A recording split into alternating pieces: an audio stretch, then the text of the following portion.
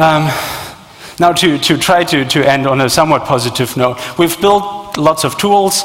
We've tried to keep them as generic as possible, as flexible as possible, mostly to support other projects that might want to do rainbow table attacks as well and need really, really fast implementations. So here's a whole framework that you can use for your project. If you do have an interesting crypto function with a reasonably small key, say everything up to 70 bits, will help you speed it up to compute rainbow tables.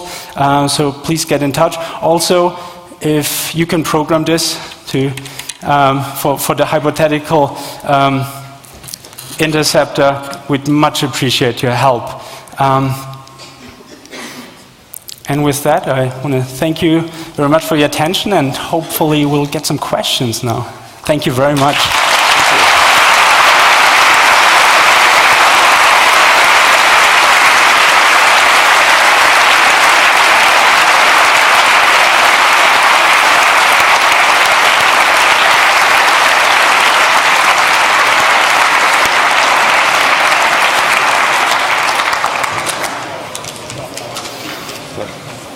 Any questions? Can we turn on this microphone? Check. Hello, check. Be able to verify the authenticity of the Shamir representation? Oh, the question is whether were we able to verify the AsiaCrypt results? And the answer is no. The ePrint paper is going to be published next week, so then we'll be able to. But the answer also is we don't have to. Shamir is on it. Yeah. There is also the question of the applicability of the A53 result to 3G conversations. Even though Kasumi itself may be cryptographically broken, it's not immediately apparent how to apply that to a 3G system. So there's a lot of work yet to be done there. Yes, it's a first attack. There will be a research stream, and there will be better attacks. But at the pace at which A53 is being introduced, I suspect it to be dead before it's hitting any networks. Yeah. Question here? Yes, so thank you very much. My question is, with data being very easily secured using layers in the OC protocol that are encrypted, is there anything that the end users can do to restore their privacy in voice conversations, except just to know all data? That would generally be our recommendation. So the question is there anything that end users can do to protect themselves in the face of these vulnerabilities? In terms of GSM itself, not really. The only real way to secure a GSM handset is to treat it as an IP network and just tunnel a secure protocol over it. Just treat it like the internet, really. Yeah, there are phones that do end-to-end encryption. There are several companies selling such phones. Most of which, though, rely on some form of key exchange, either before the call or during the call. Most of which also send data instead of voice. So there really isn't anything to upgrade plain GSM voice, what you get in your monthly budget, to make that secure. Yeah, the encrypting handsets as well, they tend to be extremely expensive. I've seen them sold for $50,000 each. Oh no, low four digits will buy you one here in Berlin. Ah, okay. Yes, question here? Yeah, how about 3G and 4G networks? Do they use the same security or insecurity functions, or are they completely different? Good question.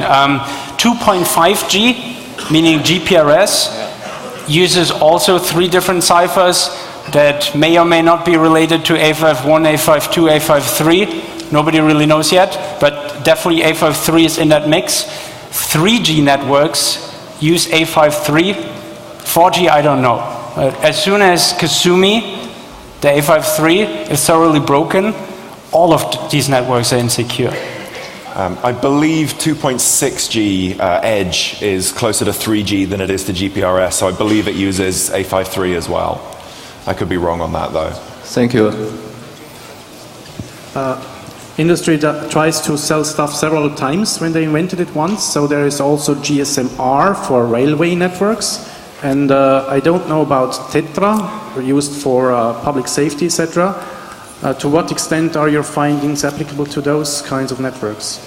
I wouldn't know, but so the question is whether our findings are applicable to GSM-R, which I've never encountered, or to Tetra, police radio. I don't know, but if anybody has a Tetra device that's not needed anymore, I'll be happy to pull out the ROM and look at it.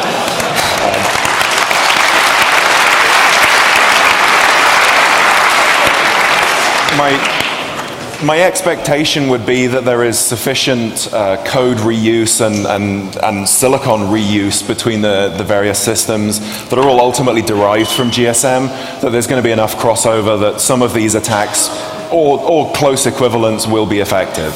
I would expect. You said that there should be a lock on your display of your cell phone if the call is encrypted, but this is disabled by the SIM card in your phone. Is there a possibility to activate this on your personal SIM card so that you can see if the call is encrypted or not encrypted? Yeah, so the question is whether you can bring back the padlock functionality by patching your own SIM card.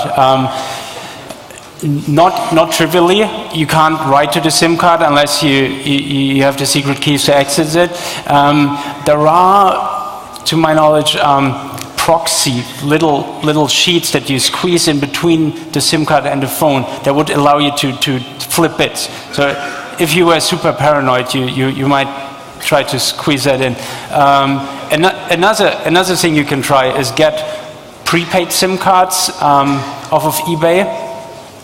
It's a toss-up. Some of them have the bit set, some not. But you'll eventually find one that does, and perhaps bring back some of the information you deserve to have to begin with. If all else fails, if you do set up an IMSI catcher and you do spoof your local network, as far as the phone is concerned, you are that network. So whatever the security mechanisms are protecting updates from the network to the SIM, it's plausible that you could potentially break that cryptographic signature as well and send your own updates to the SIM. We haven't looked into it in much detail, but it is plausible because you do own the network at that point. As far as I know, there have been rainbow tables calculated before, but I never understood why were they not published. Yeah, well, neither do we. The question is why have previous rainbow tables not been released? And well, I can think of three explanations, and I won't say which one I believe most strongly. And I think it could be intimidation. There's a lot of well-funded agencies and companies that are interested in this not being public. It could be the whole responsible disclosure debate. How many years do you give them until you give out attack tools? We thought 15 years was enough. Somebody else might not think that.